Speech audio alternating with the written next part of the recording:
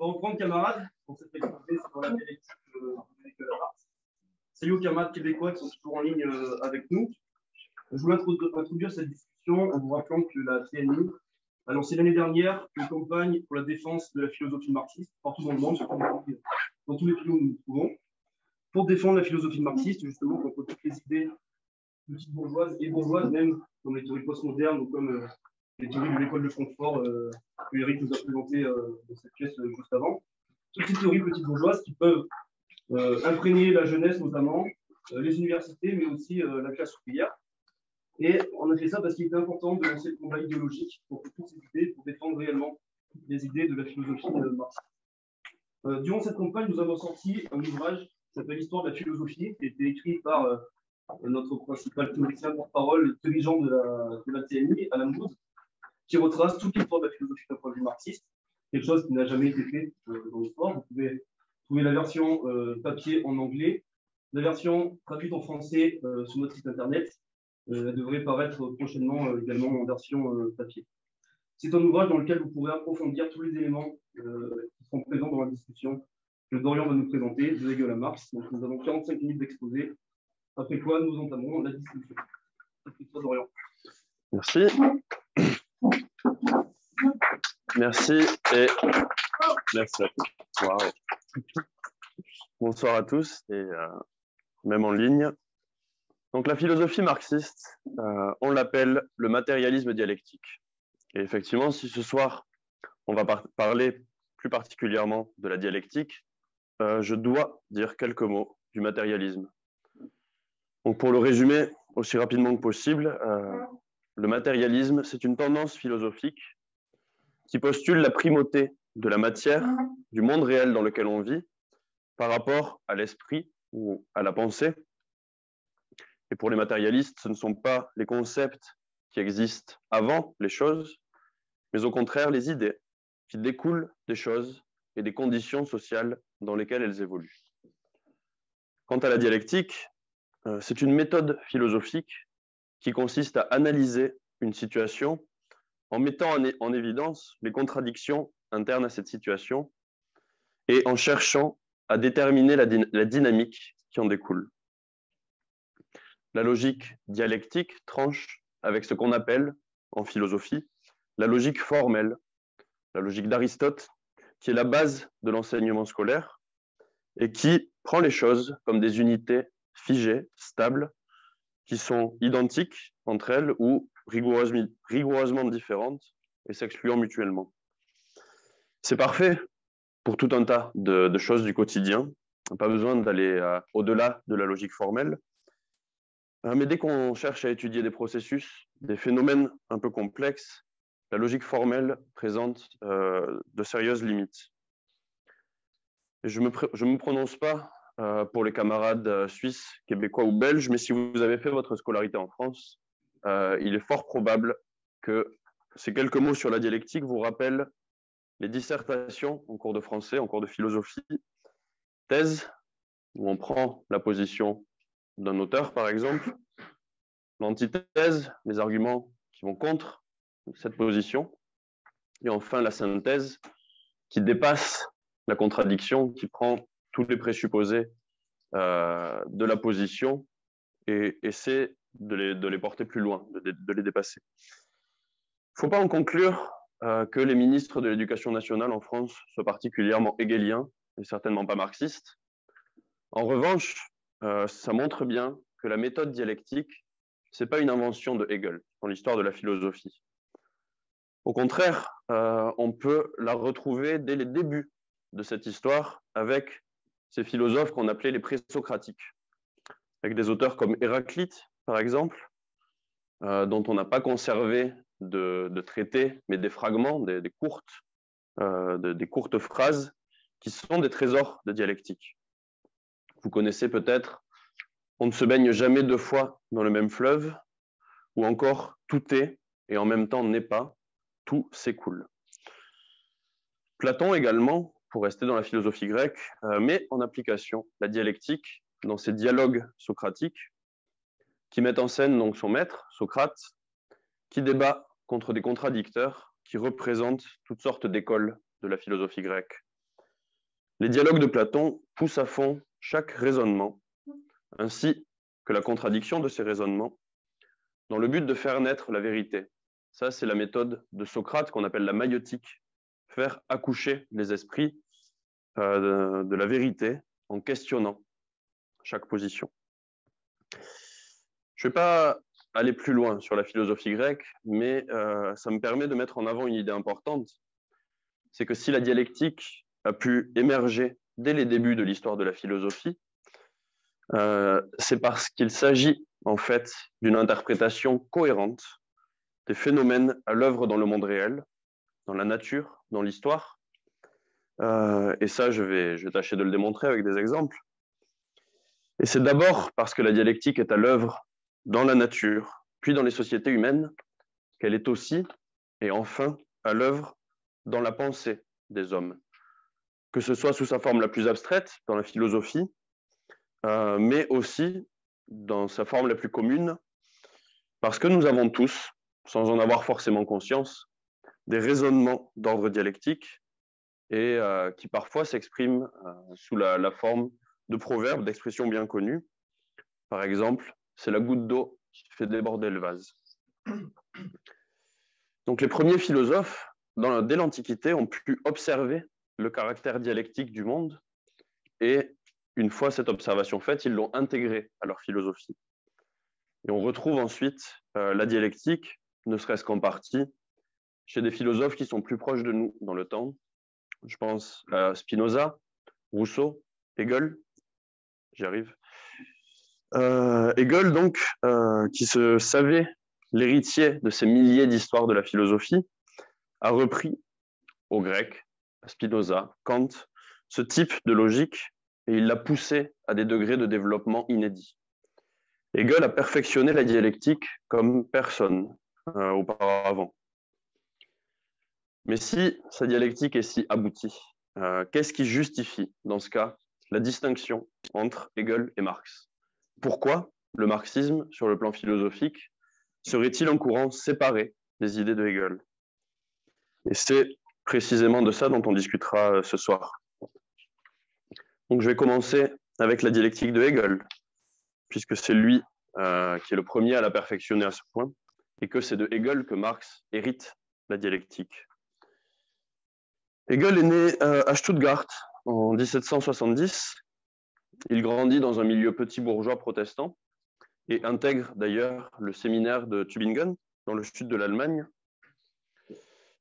Si je vous raconte tout ça, c'est parce que cet élément permet d'avoir en tête deux choses très importantes. La première, c'est que Hegel est croyant. Il reste chrétien, son système philosophique n'évacue pas la divinité. Et la deuxième, c'est que Hegel développe sa philosophie dans une période de troubles politiques et sociaux, que ce soit en Allemagne comme dans le reste de l'Europe. Si vous faites le calcul, depuis 1770, il n'a pas 20 ans quand la Révolution française éclate. Et cet événement colossal a une influence immense sur lui au niveau de sa philosophie. Le cours de l'histoire démontre par la preuve que rien ne résiste à ce que Hegel appelle le travail du négatif, c'est-à-dire le travail du changement, pas même la société féodale qui avait l'air figée depuis 1000 ans. Et nous voyons là comment les événements, le contexte politique, économique, social peuvent influencer la vie intellectuelle, la vie des idées. La Révolution française et l'Empire de Napoléon, la situation particulière de l'Allemagne dans ces premières années du XIXe siècle, poussent la philosophie et l'art à tout remettre en question, à chercher de nouvelles voies pour s'exprimer, pour exprimer une nouvelle vérité. Et de même que plus tard, réciproquement, le régime monarchique de Frédéric Guillaume III influencera Hegel, qui en fera l'aboutissement historique du développement politique des sociétés. De même que pour Hegel, son système philosophique était l'aboutissement de l'histoire de la philosophie. Je reviendrai à cette idée très importante qui, en attendant, me permet de mettre en lumière un élément important de la pensée de Hegel. C'est que Hegel inscrivait sa propre philosophie dans le prolongement de l'histoire de la pensée. Hegel se réclamait de toute l'histoire de la philosophie depuis l'Antiquité. Et ça, c'est parce que pour Hegel, les idées neuves en philosophie n'existent pas à côté des idées du passé, dans une espèce de sachet hermétiquement fermé. Hegel avait en fait une conception dialectique de la philosophie, de l'histoire de la philosophie. Toutes les idées du passé avaient été vraies à un moment donné de l'histoire de la philosophie, et une fois qu'elles avaient joué leur rôle historique, les contradictions internes de chacune de ces idées du passé les condamnaient à mort, mais dans le même temps, ces idées engendraient de nouvelles idées, portées à un plus haut degré, à un plus haut niveau de développement, et qui contenaient en elles tout ce que les anciennes idées avaient de plus juste. Hegel voyait ses prédécesseurs comme des étapes de l'histoire de la pensée. Il s'intéresse en particulier à un problème rencontré par la philosophie d'Emmanuel Kant. Chez Kant, les contradictions inhérentes à la pensée humaine ne peuvent pas être résolues scientifiquement. Elles ne peuvent être que dépassées sur le plan de la morale et sur le plan de la religion. Ça a l'air peut-être un peu obscur comme ça, mais considérons la liberté, la question de la liberté de l'homme. Kant nous dit que du point de vue de la logique formelle, on peut défendre aussi bien l'idée que l'homme agit librement que l'idée contraire, à savoir que tous les actes des individus sont entièrement déterminés par des causes naturelles. Et à ce niveau, Kant nous explique que cette contradiction ne peut pas être résolue. En fait, Kant dit qu'elle peut être dépassée, c'est-à-dire transportée sur un autre plan, celui de la morale. Et en effet, l'idée même d'une morale est inconcevable si l'être humain n'est pas libre, s'il n'a pas le choix dans ses actions de respecter ou pas la morale. Il faut supposer la liberté de l'homme pour pouvoir fonder une morale digne de ce nom. Mais cette liberté humaine ne peut pas être démontrée rationnellement, de la même manière qu'on démontre un théorème mathématique ou une loi de la physique. Kant comprenait que c'était là une contradiction de la logique formelle, mais il a renoncé à résoudre toutes ces contradictions sur le plan de la connaissance. Et c'est là que Hegel intervient. Hegel postule que les contradictions relevées par Kant sont inhérentes à la réalité et que les opposés ne s'excluent pas, mais qu'au contraire, ils sont indissociables. Pour résoudre ce problème que Kant avait rencontré, Hegel va pousser jusqu'au bout toute la critique que fait Kant de la logique formelle, et ce faisant, il développe une nouvelle logique. Il a recours à une logique dialectique qui postule notamment l'unité des opposés. Et contrairement à Kant, qui considérait que ce qu'il appelait la chose en soi était inconnaissable, Hegel nous dit que la raison peut connaître le monde réel. Et ça, c'est un pas en avant colossal dans l'histoire de la philosophie.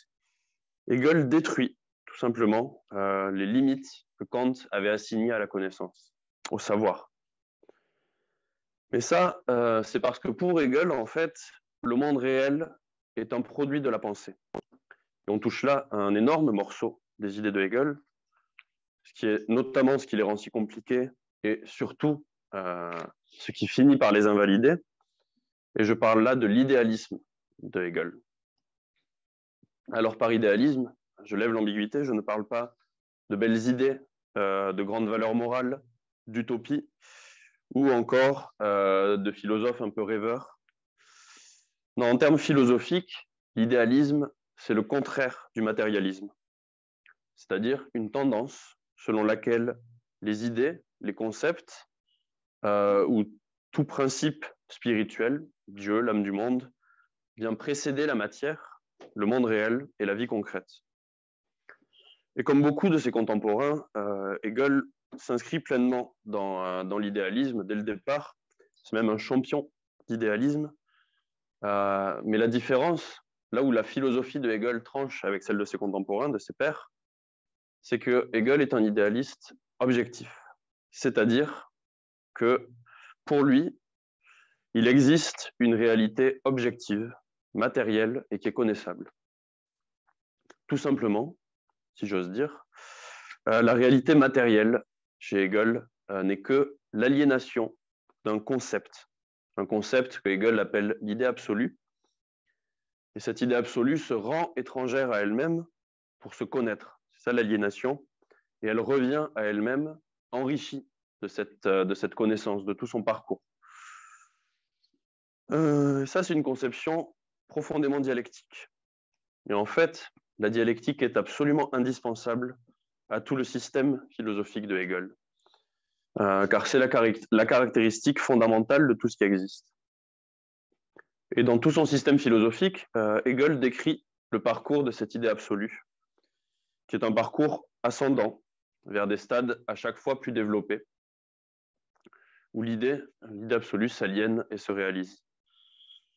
C'est-à-dire que chez Hegel, d'abord, vous avez les choses concrètes, sans pensée, et l'idée va s'élever à la conscience de soi individuelle, le premier palier, c'est-à-dire je pense. C'est le palier de la conscience de soi individuelle. Puis ensuite, l'idée s'élève à la conscience de la raison, ce que Hegel appelle la raison, qui s'incarne dans la langue, les institutions, l'histoire. Donc je pense, je sais que je pense, pour ensuite se reconnaître comme la raison qui s'exprime dans les religions, dans l'art, et enfin aboutir à ce que Hegel appelle le savoir absolu. Le savoir absolu, c'est le retour de l'idée absolue à elle-même, mais enrichi de tout le parcours qui précède. Et lorsque l'idée absolue arrive au savoir absolu, elle est devenue totalement consciente d'elle-même. Ça, c'est le stade final du développement de l'idée absolue. Et en fait, puisque Hegel a découvert ce stade final, il considère que dans le même temps, sa philosophie met un point final au parcours de l'idée absolue, et donc, dans le même temps, à l'histoire de la philosophie. Le système de Hegel, selon Hegel lui-même, est l'aboutissement suprême de l'histoire de la philosophie. D'un point de vue marxiste, ça c'est absurde en réalité. Nous pensons qu'il est impossible de parvenir à un savoir définitif, complet, absolu, d'avoir le dernier mot sur la description du monde et de tous les phénomènes qu'il compose. Et cette erreur de Hegel, c'est une conséquence de son idéalisme. Et le fait est que l'idéalisme est source de nombreuses contradictions chez Hegel. En fait, si vous regardez, le simple fait que Hegel prétende avoir élaboré le système définitif de l'histoire de la philosophie, le stade suprême de la philosophie, alors même que la transformation permanente de chaque chose se trouve au cœur de la philosophie hegelienne, ça, c'est une énorme contradiction interne. Et dans un texte de 1891 qui s'intitule « Pour le 60e anniversaire de la mort de Hegel », un des fondateurs du marxisme en Russie, Georgi Plekhanov, va nous donner de nombreux exemples des limites que l'idéalisme pose à la philosophie de Hegel elle-même, particulièrement dans sa conception de l'histoire. Plekhanov nous dit « Tant que l'histoire ne contredit pas la notion d'esprit universel, ni les lois du développement de cet esprit, Hegel l'apprend telle qu'elle est. Il se maintient sur le terrain de l'histoire, de l'empirisme. Mais dès que l'histoire échappe aux prévisions de la logique hegelienne, Hegel cesse de lui prêter attention. » Là encore, hein, ça a peut-être l'air un peu obscur, puisque c'est un commentaire de l'idéalisme compliqué de Hegel, mais ça s'illustre assez simplement. Hegel tire des conclusions différentes alors qu'il analyse des phénomènes similaires dans deux sociétés différentes, selon ce qui va dans le sens de son système ou pas. Les conclusions seront différentes.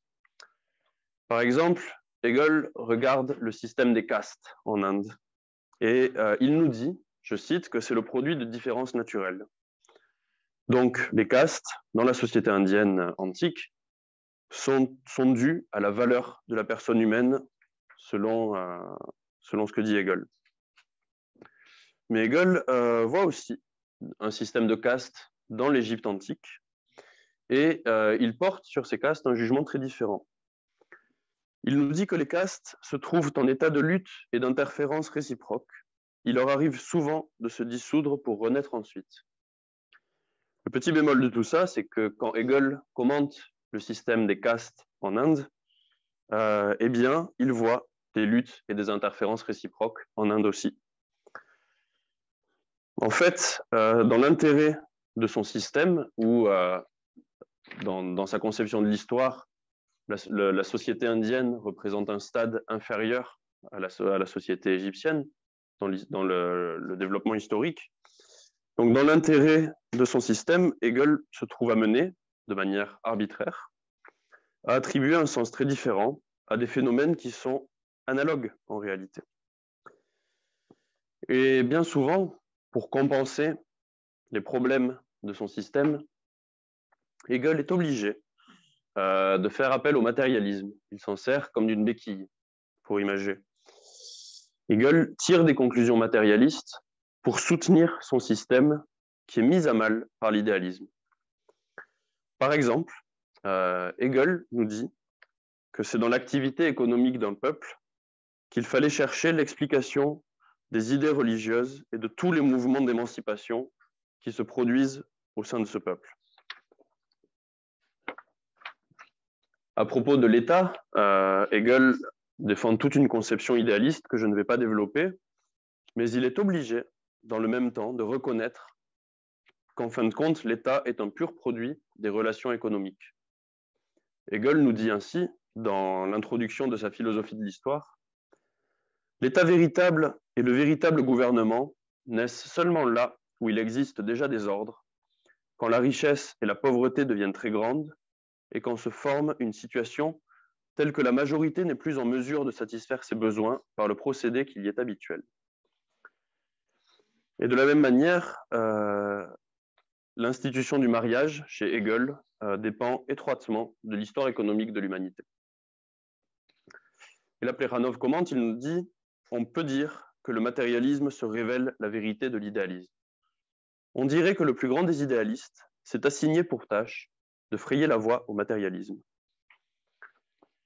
Et donc, il faut comprendre l'idéalisme de Hegel à la fois comme tout le cadre, la structure qui permet à sa méthode dialectique d'atteindre des sommets de perfectionnement en décrivant tout le chemin de l'idée absolue, et en même temps, la plus grande faiblesse de son système, la plus grande contradiction de la philosophie de Hegel. Hegel dégage les lois de la dialectique à partir de l'étude des processus du monde matériel. Je vais aborder ces lois dans un instant. Mais Hegel refuse de reconnaître que ces lois sont d'abord à l'œuvre dans le monde matériel, dans la nature, et qu'ensuite elles se reflètent dans la pensée humaine. Et ça, c'est le marxisme qui l'accomplit.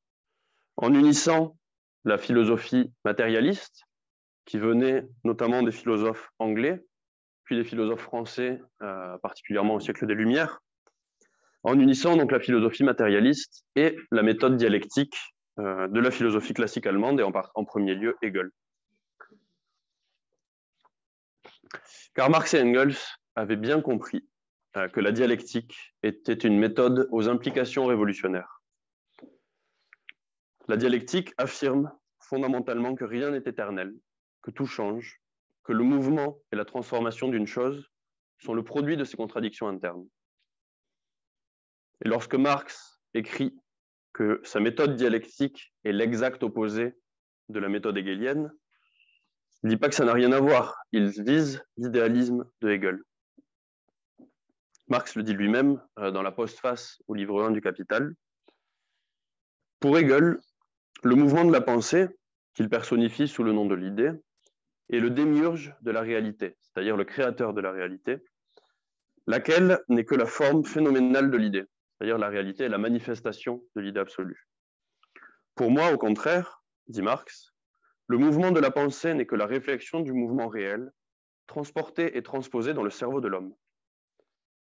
Et dans le même temps, Marx précise, Hegel défigure la dialectique par le mysticisme, mais ce n'en est pas moins lui qui en a le premier exposé le mouvement d'ensemble, le mouvement dialectique. Chez Hegel, la dialectique marche sur la tête, il suffit de la remettre sur les pieds pour lui trouver une physionomie tout à fait raisonnable. La remettre sur ses pieds, c'est-à-dire sur des bases qui sont matérialistes. Marx et Engels, qui aimait décidément beaucoup les formules imagées, parlent aussi de retrousser le gant hegelien. Je marque une pause pendant que vous réfléchissez au gant hegelien. On retourne.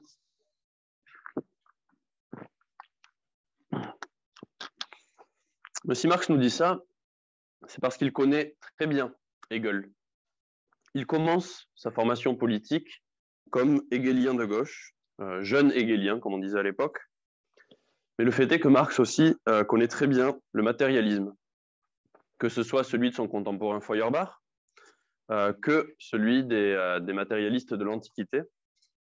Et du temps où il était étudiant, il avait même consacré sa thèse de doctorat à la philosophie d'Épicure et de Démocrite, qui étaient deux matérialistes grecs.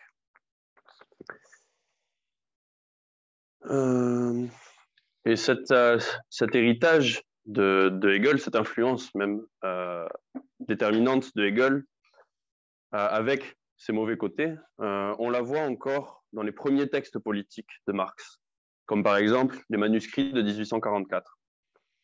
Et la pensée de Marx s'affine au cours des années 40, et elle atteint sa forme achevée avec des livres comme Misère de la philosophie en 1847, qui est une polémique contre l'anarchiste Proudhon, et le manifeste du Parti communiste en 1847-48.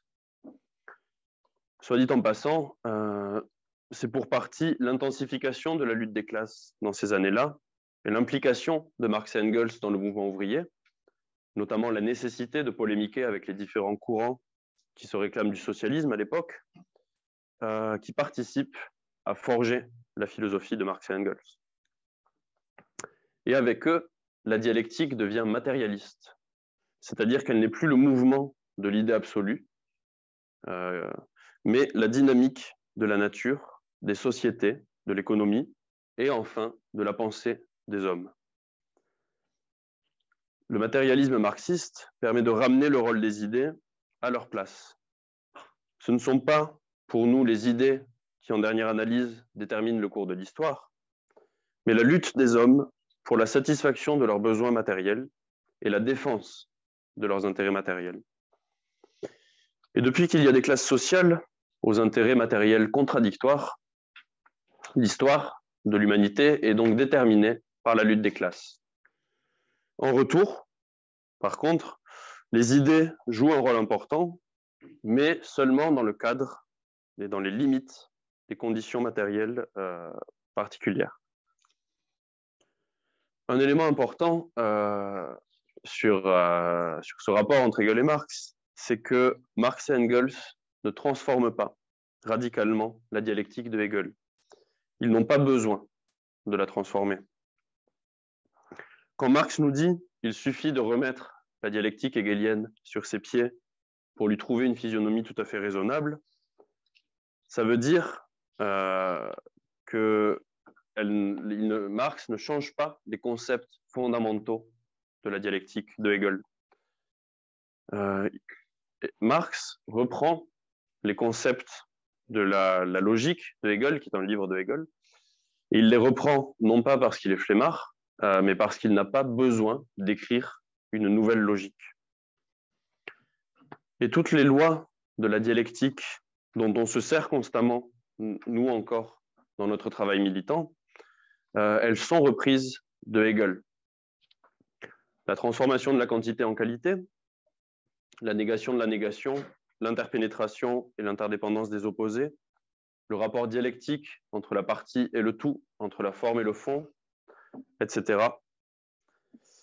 Tout ça, ce sont des lois que nous reprenons à Hegel. Mais chez Hegel, la dialectique est idéaliste, elle est mystique, Et donc, elle est pleine de distorsions qu'il faut corriger.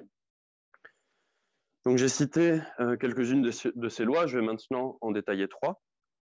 La transformation de la quantité en qualité, l'unité ou interpénétration des opposés, et la négation de la négation.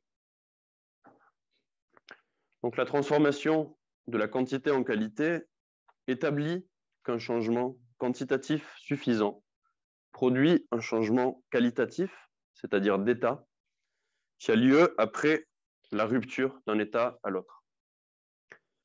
Et ces changements, on peut les observer dans l'histoire des sociétés. Par exemple, dans les situations révolutionnaires. Pour parler de la révolution, une autre belle image de Marx, c'est celle de la taupe. Une taupe, quand on a une taupe dans son jardin et qu'elle sort de terre, elle n'apparaît pas comme par magie. Elle était déjà là, en train de creuser ses galeries et de manger vos légumes. Simplement, la taupe devient visible. Et ça, c'est une analyse dialectique aussi des situations révolutionnaires. L'accumulation quantitative de colère dans les masses, comme la taupe qui creuse son souterrain, rend la situation intolérable et finit par produire un changement qualitatif, un changement d'état dans la conscience des masses, qui devient donc un phénomène visible. Un exemple clair de ça, vous allez penser que décidément tous les camarades toulousains sont traumatisés par les gilets jaunes, c'est le soulèvement des gilets jaunes. C'est pas la hausse de l'essence, c'est pas la taxe carbone qui a déclenché, enfin, comment dire, qui a causé le mouvement des gilets jaunes. C'est ce qui l'a déclenché simplement. Derrière, il y avait des dizaines et des dizaines d'années d'accumulation, de destruction des services publics, d'attaques contre le coût de la vie, conditions de travail, conditions d'études, et simplement un événement accidentel, pour utiliser la terminologie de Hegel, a révélé la nécessité, l'accumulation de toutes ces contradictions. Et on a parlé de nombreux événements ces 3 dernières années dans le monde, ce matin, et c'est le même phénomène qui est à l'œuvre, que ce soit la taxe WhatsApp au Liban en 2019, le prix des tickets de métro au Chili en 2019 aussi, le meurtre d'une jeune femme kurde en Iran il y a quelques mois à peine. Tous ces phénomènes illustrent la même loi de la dialectique. Donc, pour résumer, l'état d'une chose, sa qualité, est en mouvement permanent, évolue selon des modifications de quantité, parfois très brutalement, parfois très lentement. Voilà ce que nous dit donc la loi de la transformation de la quantité en qualité. La loi de l'unité des opposés repose, quant à elle, sur le fait que le monde est une unité de contradictions. Le chaud et le froid, la naissance et la mort, etc. Et ces 2 pôles contradictoires se trouvent au cœur des choses. Ils peuvent être tous les 2 vrais, et parfois ils peuvent l'être au même moment, d'ailleurs. La nature aussi connaît ces paradoxes. Car Hegel nous explique que la contradiction, c'est le moteur du changement. La contradiction se trouve à la racine du mouvement dialectique. Et par conséquent, le mouvement dialectique, c'est la manifestation réelle de cette contradiction entre les opposés. Donc on revient à la réponse de Hegel à Kant. Les contraires, les opposés, qui sont en mouvement permanent, sont interdépendants. Un très bon exemple de ça, c'est la lutte des classes. La contradiction qui oppose 2 classes antagonistes sert de moteur à l'histoire, dans la mesure où la victoire d'une classe sur l'autre entraîne généralement un développement technologique, culturel, scientifique, et jusqu'à présent, la formation d'une nouvelle classe exploitée. J'indique quand même une exception de taille, la révolution socialiste, société communiste, n'engendre pas une nouvelle classe exploitée. On dépasse la contradiction. Donc avec la loi de l'unité des opposés, les opposés sont interdépendants. Il n'y a pas de classe ouvrière sans bourgeoisie et inversement. Et ce sont les deux pôles interdépendants d'un même phénomène qui est la société capitaliste aujourd'hui. Je remarque une pause.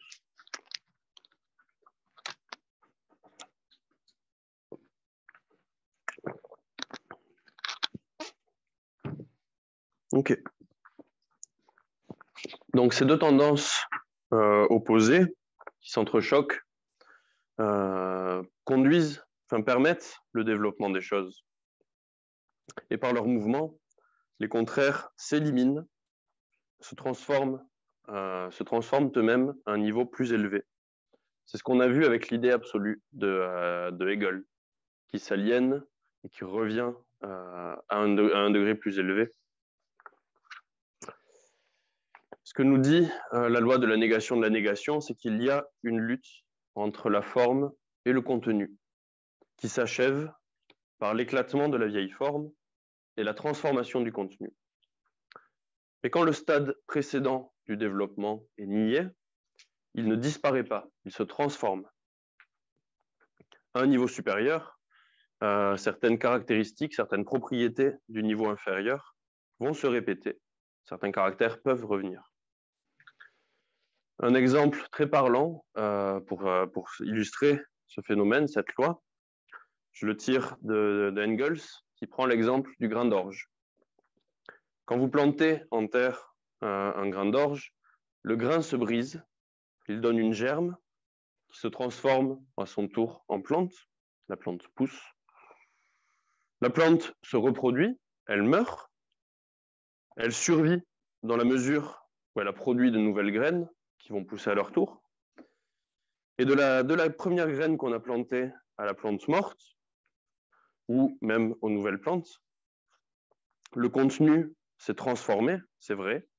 Il n'a pas changé de nature, il n'a pas été remplacé par autre chose de complètement différent.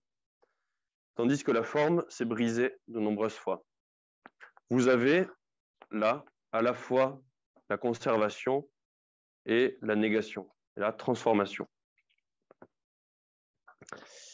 On comprend donc qu'une bonne méthode dialectique est indispensable pour analyser correctement les phénomènes économiques, politiques et sociaux de notre époque.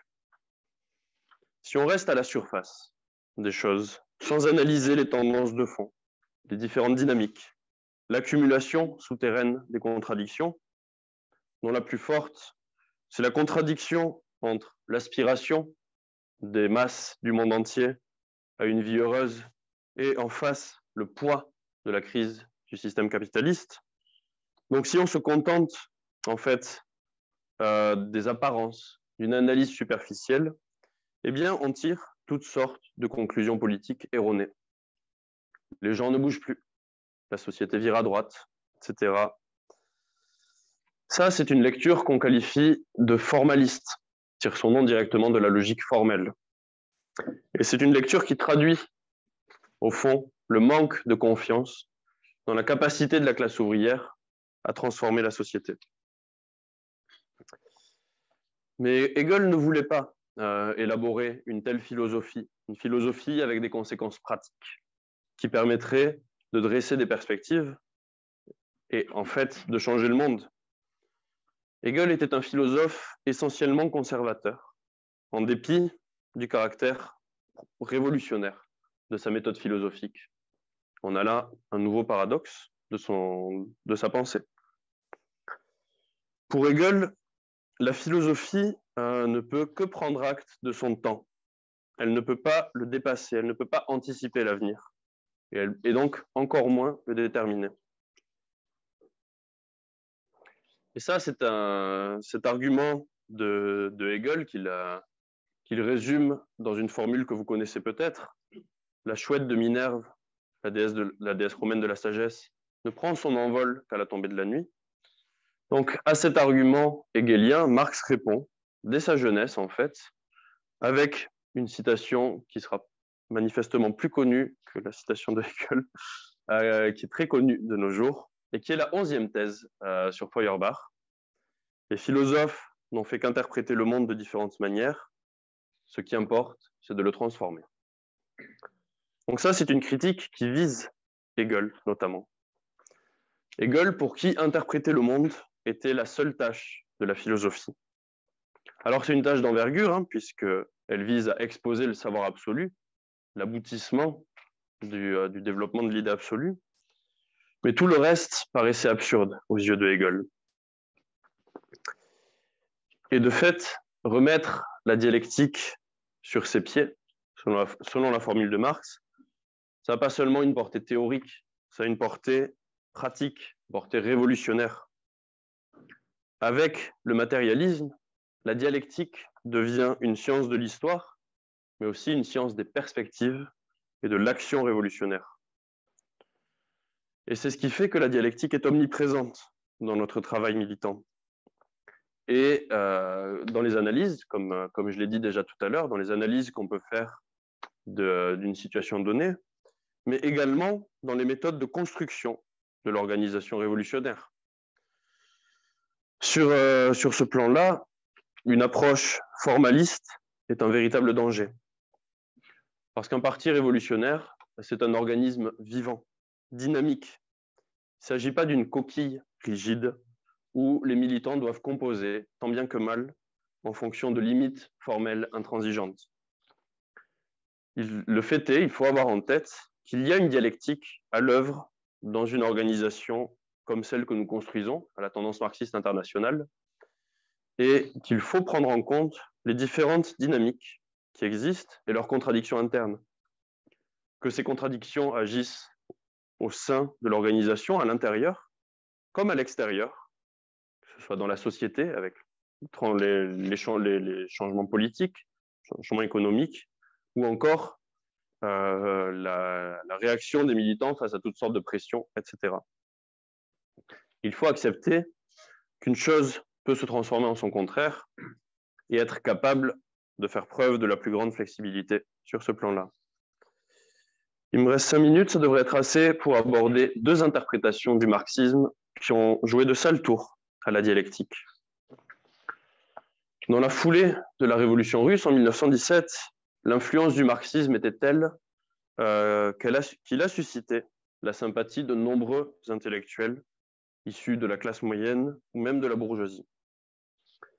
Mais la dégénérescence stalinienne de la révolution russe, à partir du milieu des années 20, a contaminé toute l'internationale communiste de Lénine et Trotsky et transformé le marxisme officiel, soi-disant officiel, en un dogme uniquement destiné à défendre les intérêts et les privilèges de la bureaucratie stalinienne. En fait, en plaçant la dialectique sur des bases matérialistes, Marx a affirmé qu'il y avait dans l'histoire un fil conducteur et des lois qui nous permettent d'en comprendre le processus d'ensemble. Mais Marx a réfuté ce qu'on appelle la téléologie de Hegel, c'est-à-dire la science des fins. Chez Marx, l'histoire n'a pas d'orientation ou de finalité prédéterminée. En d'autres termes, le communisme n'est pas un aboutissement inévitable, sinon je serais assis bien peinard au lieu de lire Hegel. Et l'histoire n'a pas d'orientation ou de finalité prédéterminée. Le marxisme permet, c'est vrai, d'anticiper des tendances, des événements historiques, mais pour nous, rien n'est écrit d'avance. Et ça, c'est d'ailleurs implicite dans la formule de Rosa Luxembourg, que vous connaissez sans doute, socialisme ou barbarie. Et les théoriciens staliniens, j'annonce que je vais prendre quelques minutes de plus, les théoriciens staliniens ont confondu allègrement la conception hegelienne de l'histoire et la conception marxiste de l'histoire. Ça leur permettait, c'était très pratique, ça leur permettait de tout justifier. Le bureaucratisme, les inégalités en Union soviétique, les trahisons de la direction du parti, les procès de Moscou, tous les crimes du stalinisme étaient des moments nécessaires de la dialectique de l'histoire. Après tout, Hegel n'avait-il pas dit « tout ce qui est réel est rationnel » Ce que Hegel voulait dire par là, c'est qu'une forme déterminée de société est rationnelle dans la mesure où elle atteint ses buts, où elle fait progresser l'humanité. Lorsqu'une société n'est plus à même de jouer ce rôle, elle entre en contradiction avec elle-même, c'est-à-dire qu'elle devient dépourvue de rationalité et de réalité, et elle n'a plus aucun droit d'exister. Et les staliniens faisaient une interprétation réactionnaire de cette citation. La dialectique de Hegel leur permettait de justifier tout ce qui se passait de mal et d'imposer le silence dans les rangs du parti. Et en réaction à cette interprétation stalinienne, dogmatique, réactionnaire, les philosophes français des années 60, qui venaient du Parti communiste, ont décidé d'éliminer la dialectique, de jeter le bébé avec l'eau du bain, d'éliminer la dialectique chez Marx. C'est, entre autres, une des racines de la philosophie postmoderne aujourd'hui. Et c'est une conception que vous retrouvez chez beaucoup de marxiens, comme ils s'appellent eux-mêmes, qui sont ces universitaires qui se prétendent spécialistes de Marx. Chez Louis Althusser, par exemple, on a la thèse que la pensée de Marx, après 1847, n'avait plus rien d'hegelien. Althusser regarde les lois de la dialectique et il dit, je cite, c'est du délire absolu. À la place, Althusser rattache le Marx mature à la philosophie de Spinoza. Et à noter en passant qu'on récolte encore aujourd'hui les fruits de cette théorie avec le spinoziste en chef de la gauche française, Frédéric Lordon, qui est l'héritier des thèses d'Althusser sur ce plan-là. Donc je vous rassure, j'arrive au bout de mon temps et je ne vais pas entrer maintenant dans la philosophie de Spinoza ou dans ce que le marxisme doit à Spinoza. En fait, pour peu que vous lisiez l'anglais, le dernier numéro de la revue théorique de l'Internationale s'en est chargé bien mieux que je ne saurais le faire, et je vous incite à la lire. Et je pense avoir démontré l'influence énorme de Hegel sur la pensée de Marx. Et Marx reconnaît, expose même fièrement sa dette envers Hegel sur ce plan.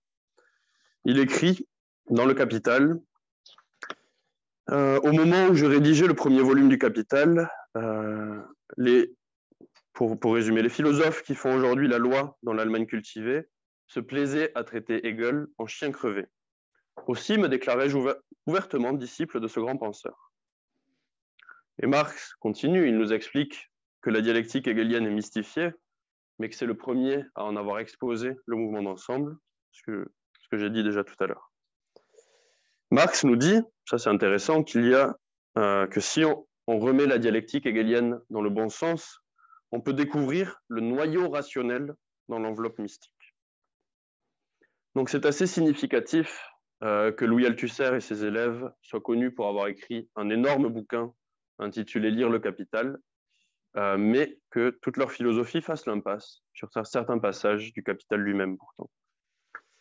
Et malgré leurs différences, l'interprétation stalinienne, aussi bien que l'interprétation marxienne, partagent un même rejet du matérialisme et de la dialectique. Les théoriciens staliniens, comme les universitaires marxiens postmodernes, ne sont pas prêts à accepter la terrible leçon de la dialectique. Tout ce qui vit, comme disait Hegel, mérite de périr.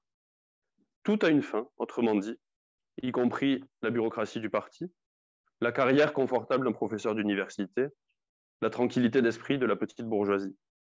On en a la preuve aujourd'hui que le capitalisme est dans la plus grande crise de son histoire, où la situation confortable de la petite bourgeoisie et même de certains universitaires n'est qu'un lointain souvenir.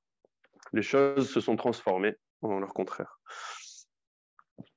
Donc, si la dialectique de Hegel a eu de nombreux ennemis dès le vivant de Hegel en réalité, le pauvre vieux professeur conservateur chrétien a été soupçonné d'athéisme par les autorités allemandes. Donc, parce que les autorités allemandes avaient bien compris les implications révolutionnaires de la dialectique. Et 200 ans plus tard, nous sommes confrontés aux mêmes craintes. Marx l'avait bien compris, il en parlait déjà, là encore, dans la postface du Capital. Ce sera ma dernière citation. Je cite Marx, donc, sous son aspect rationnel, La dialectique est un scandale et une abomination pour les classes dirigeantes et leurs idéologues doctrinaires, parce que dans la conception positive des choses existantes, elle inclut du même coup l'intelligence de leur négation fatale, de leur destruction nécessaire, parce qu'elle est essentiellement critique et révolutionnaire. Et je termine vraiment en 2 mots, en soulignant l'importance de la philosophie pour des révolutionnaires. Que ça nous plaise ou non, il est essentiel de bien comprendre le monde si on veut le transformer. C'est à ça que sert la philosophie marxiste. Elle nous permet d'éviter tous les écueils qui se dressent sur la route du prolétariat pour la conquête du pouvoir et la transformation révolutionnaire de la société. Mais armés des idées du marxisme et d'une organisation solide et bien implantée, je suis convaincu que nous vaincrons. Merci.